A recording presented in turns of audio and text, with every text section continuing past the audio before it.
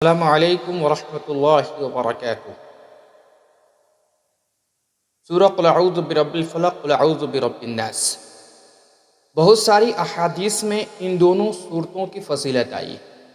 کچھ فضیلت میں آپ لوگوں کو بتاتا چلوں۔ نبی کریم صلی اللہ علیہ وسلم نے صحابہ سے عرض کیا، کیا تمہیں خبر ہے کہ آج رات مجھ پر ایسی آیت نازل ہوئی ہے کہ ان کے جیسی اس سے پہلے کبھی نازل نہیں ہوئی، ان کے جیسی کوئی آیت نازل نہیں ہوئی، یعنی قل اعوذ برب الفلق قل اعوذ برب الناس۔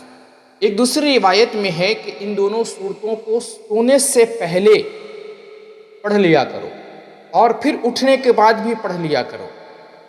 اور ایک روایت میں ہے کہ آپ صلی اللہ علیہ وسلم ان دونوں صورتوں کو ہر فرض نماز کے بعد پڑھنے کی تاکید فرماتے تھے۔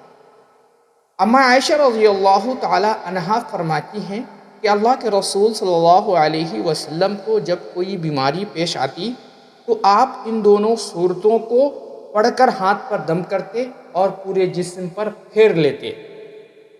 ایک حدیث میں ہے کہ آپ صلی اللہ علیہ وسلم بستر پر جاتے تو سورہ اخلاص یعنی قل هو اللہ احد اور یہ دو صورتیں قل اعوذ برب الفلق قل اعوذ برب الناس کو پڑھ کر ہاتھ پر دم کرتے، پھر پورے جسم پر پھیر لیا کرتے تھے۔ ان دونوں صورتوں سے اللہ کی مخلوقات بہت ساری ہیں۔ چونکہ اللہ کی بہت سی مخلوقات ہیں تو اللہ تبارک و تعالی مخلوقات کے شر سے حفاظت فرماتے ہیں۔ کل قل اعوذ برب الفلق کے بارے میں تفصیل ہوئی، شان نزول بھی بتایا گیا کہ قل اعوذ برب الفلق قل اعوذ برب الناس ایک ساتھ نازل ہوئی، جو کہ آپ صلی اللہ علیہ وسلم پر سحر کر دیا گیا تھا، اور جو خواب کے اندر ساری باتیں ہوئی تھی جو پہلے صورت میں نے بتایا ہے کہ اللہ کے نبی صلی اللہ علیہ وسلم جو اس کنواں کے پاس گئے، وہ چیز جس پر جادو کیا گیا تھا وہ چیز دبا دی گئی تھی، اس کو نکالا گیا تو حضرت جبرائیل علیہ السلام آئے یہ دونوں صورتوں لے کر کے، کیونکہ اس میں کنگھی تھی اور اس میں 11 گڑھے تھے، تو ہر آیت کو پڑھتے جاتے اور 11 چونکہ قل اعوذ برب الفلق قل اعوذ برب الناس میں 11 آیتیں ہیں تو ہر گڑھے کو ایک ایک آیت پڑھ کر کھولا گیا۔ اس کی شان نزول آپ کو پہلی صورت میں مل چکی ہے۔ اب ہم پڑھیں قل اعوذ برب الناس کے بارے میں۔ بسم اللہ الرحمن الرحیم۔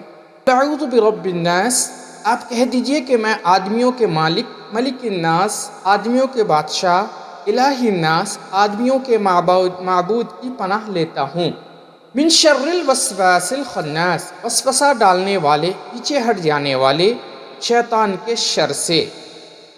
پیچھے ہٹنے کا مطلب یہ ہے حدیث میں کہ اللہ کا نام لینے سے شیطان پیچھے ہٹ جاتا ہے۔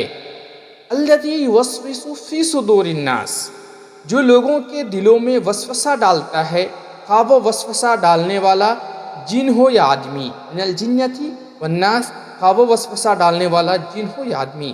یعنی جس طرح میں شیطان الجن سے پناہ مانگتا ہوں، اسی طرح شیطان الانس سے بھی پناہ مانگتا ہوں۔ جیسا کہ قرآن کریم میں دوسری جگہ جنات اور انسان دونوں میں شیاطین ہونے کا ذکر ہے۔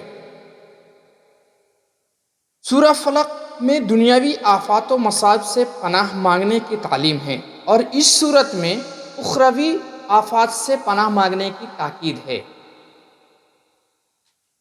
تفسیر ابن کثیر رحمۃ اللہ علیہ نے فرمایا کہ اللہ تعالیٰ نے ان صورتوں میں انسان کو اس بات کی تلقین فرمائی کہ اللہ تعالیٰ کی یہ 3 صفت رب، ملک، الہ ذکر کر کے اس سے شیطانی وساوس سے پناہ مانگنا چاہیے، چونکہ ہر انسان کے ساتھ ایک قرین ساتھی ہے، شیطان لگا ہوا ہے، جو ہر قدم پر اس کوشش میں لگا رہتا ہے کہ انسان کو تباہ و برباد کر دے۔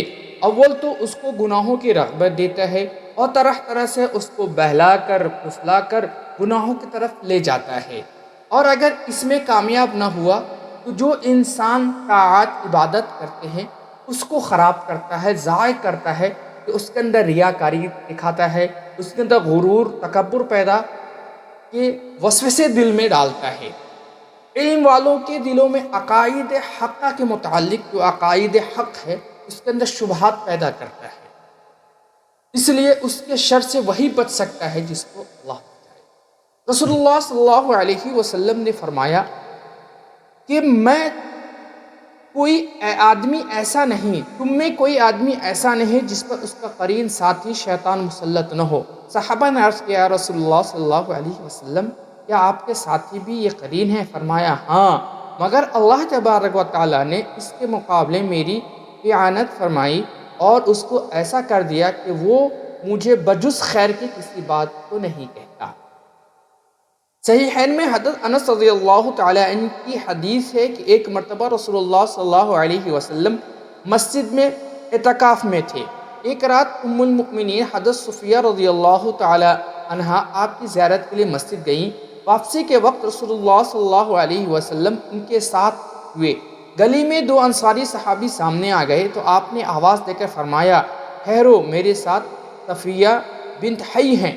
ان دونوں نے بکمال ادب عرض کیا، سبحان اللہ، یا رسول اللہ، یعنی آپ نے ہمارے بارے میں یہ خیال کیا ہم کوئی بدگمانی کریں گے؟